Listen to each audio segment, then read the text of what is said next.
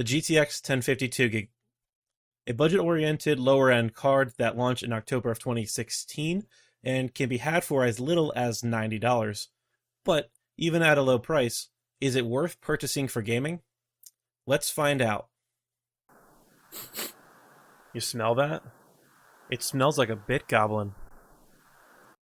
As I'm sure we all know by now, the recent computer hardware launches have been out of stock for quite a while now, and may be so for another month or even longer in some cases.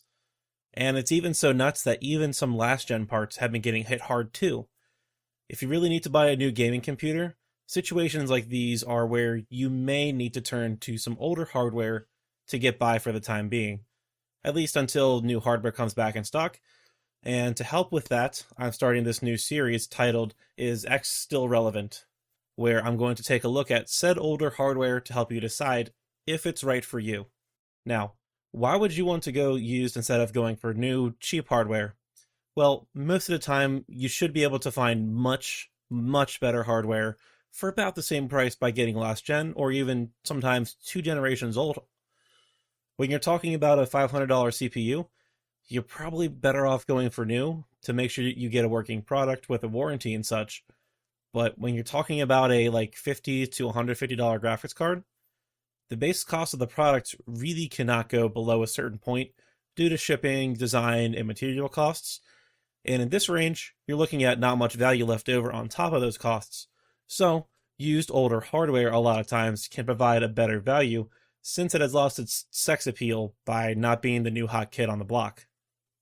Anyways, you're not here for me to explain the whole hardware stock situation to you and speak in hypotheticals. You're here to see if this graphics card is somewhat decent. As for this GTX 1052GB variant, let's not kid ourselves. It's not going to be some ultra-budget 4K gaming or even 1440p card. This card was launched aiming at some lower-end 1080p gaming, and the following year even got an update with a 3GB VRAM variant, which gave it a little boost. But still, this isn't going to be for high-resolution or super high frame rate gaming. This MSI GAMING GeForce GTX 1052GB model specifically to me looks pretty slick, running with a singular fan, a matte black plastic shroud that has some glossy white accents. I like it. And no PCI power connector. It's really not a high-powered card. As for connectivity, we have a full-size DisplayPort, full-size HDMI, and DVI port. And otherwise, there's just not much else to say. It's a pretty plain card. Any other 1050 you buy may vary a little bit, especially on the cooler design, but it should be pretty much the same as this. Now let's look at the gaming performance of this card. As for benchmarking, I'll be using a suite of games with some older and some newer titles to get a good picture of how this card performs. You can see the specs for my benchmarking system on the screen now, and really it's a decent mid to high-end gaming rig, excluding the graphics card of course. So bottlenecking the performance of this card really should not be an issue. Now, let's look at the benchmarks.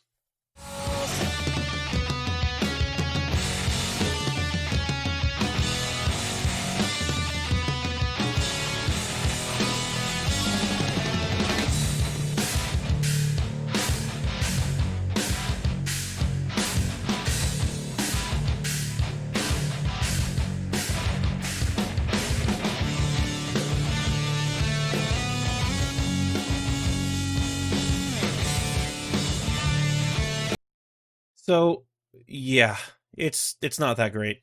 It struggles at times, especially in some newer games, just trying to hit 60 FPS, even when not using maxed out settings.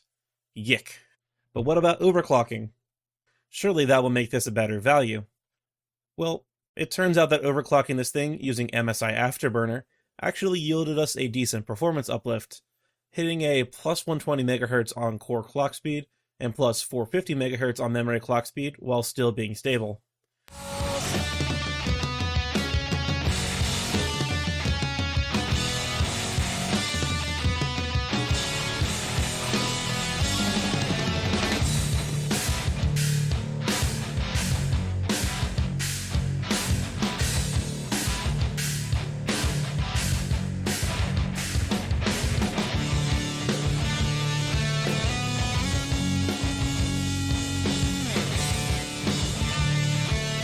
As you can see from the numbers on these updated charts, this was not enough to make this a great card, but enough to make it slightly more bang for your buck, and overall, it did honestly make the experience quite a bit smoother. The average FPS numbers went up by about 5 to 7%, depending on the title, but more importantly, the minimum FPS jumped up by a few FPS across the board. This doesn't sound like a whole lot, but what this does mean is that it's getting closer to that constant 60 FPS, or 30 FPS in the case of Shadow of the Tomb Raider, for instance. At these settings, you'll have a much nicer experience with less stuttering and screen tearing. As always, you can change some settings around to suit your preference if you want higher frame rates or higher fidelity. For testing, I just went with what I would personally go for when gaming, which is somewhere in between with a balance of higher FPS mixed with higher quality textures. Now that we're over the raw performance numbers, what matters now is how much it actually costs. Like I said, you can get one on eBay for as little as $90 for a buy it now option, and maybe even a little bit less if you're willing to put up with some bids. Some bids that I was finding were even going for as little as 50 or 60 bucks. But again, that's bidding, and you'll likely end up paying more than that. For that price of $90, that really isn't that bad of a deal, since for $90 new on Amazon, you're looking at a GT 1030, which I'm not going to get into that. Just don't buy a GT 1030. If you're looking at Team Red cards, you're looking at an RX 550, which, while it does have 4 gigabytes of VRAM, compared to this one's 2 gigabytes, it still performs anywhere from about half as well to 1/3 worse to the 1050 here for the same price. So a used GTX 1050 is a much better value here than going with a new card. That all being said, if it were me, I'd personally take a look at the GTX 1050 Ti's, which feature 4 gigabyte of VRAM and are actually quite a bit better than the 1050. Their price seems to be a lot more frantic than that of the 1050, but it seems like you can usually snag one of these for around $10 to $20 more if you look for long enough. In this case, it's well worth saving money for another paycheck, or mowing your parents' or your neighbor's lawn to get the extra money to buy a 1050 Ti, but as with anything, this decision is up to you based on your situation and how much you care about gaming. Me personally, I just had this thing chilling around here from my younger brother's build, and this thing has just been chilling around since he upgraded, so it's just here. So, I've said it a few times already, but while it isn't that great overall, the GTX 1050 is surprisingly still a decent value on the used market, and honestly, for a 4-year-old graphics card, it has held its value extremely well.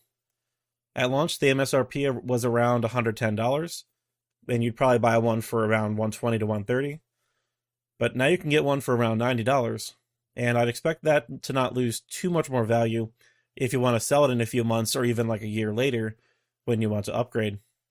And that's all I have to say on this card. Let me know how you feel about this used older hardware series, and also let me know of any hardware that you'd like me to take a look at in the comment section below. That's actually going to wrap it up for this video, and I hope you enjoyed it. Go like the video, subscribe to the channel, watch one of the videos down below, or just do whatever it is you need to do to make yourself feel happy. Either way, I will catch you in the next one.